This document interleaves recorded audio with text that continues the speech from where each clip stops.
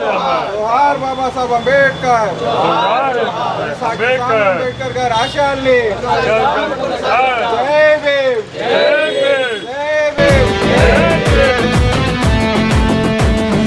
మాకెందుకు మాది కాదు ఆ నినాదం గని అవగాహన లేకున్నది కొంత సమాజం రాజ్యాంగం ప్రతిఫలాలు పొందుతూ జనం అది అంటేందని అడిగే అవివేకుల దేశం జీవితాన్ని ధారపోసినాడు రమణకై అవమానాలను భవించి నిలిచెర బలమై. భీమ్రావ్ అంబేద్కర్ గారి 135వ జయంతి సందర్భంగా ఇక్కడ విచ్చేసిన ప్రతి ఒక్కరికి కూడా పేరు పేరున నమస్కారాలు తెలుపుతున్నాను. డాక్టర్ భీమ్రావ్ అంబేద్కర్ గారు మన రాజ్యాంగ సృష్టికర్త. అతను ఎంతో కష్టపడి మన ఈ రాజ్యాంగాన్ని సృష్టించినందుకు ఈరోజు మనము ఒక పద్ధతిలో ఉన్నామని ప్రజలకు తెలియజేసుకోవడం జరుగుతున్నది.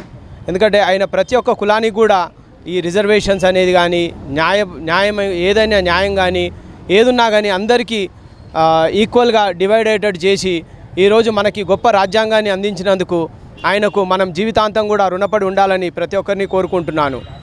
ఆయన ఎంతో అలుపెరుగని పోరాటం చేసిండు. కుల వివక్షత మీద కానీ మహిళలని ఆయన ముఖ్యంగా చెప్పుకోవడం ఏం చేసిండంటే ఆయన చదువుకోవాలి, చదువుకుంటే మనం సొసైటీలో ఏదైనా జయించవచ్చు అన్న ఒక నినాదంతో ఆయన ప్రతి ఒక్కరిని కూడా చదువుకోమని మోటివేట్ చేసి ఈరోజు మనం ఇంతమంది మనము ఈ స్థాయి ఒక్కొక్కరు ఈ స్థాయిలో ఉండి దళితులే ఉండని అగ్రకులాలే ఉండని ఎవరైనా ఉండని ఈ స్థాయిలో ఉన్నారంటే ఆయన ఇచ్చిన స్ఫూర్తే మనకు ఇప్పటి వరకు కూడా మనకు ఆ స్ఫూర్తి మీదనే మనం నడుచుకుంటున్నాం.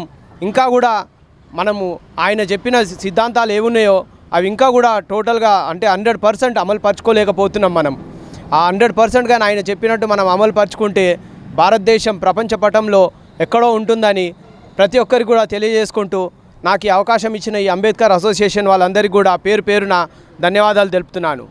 జై భీమ్, జై భీమ్.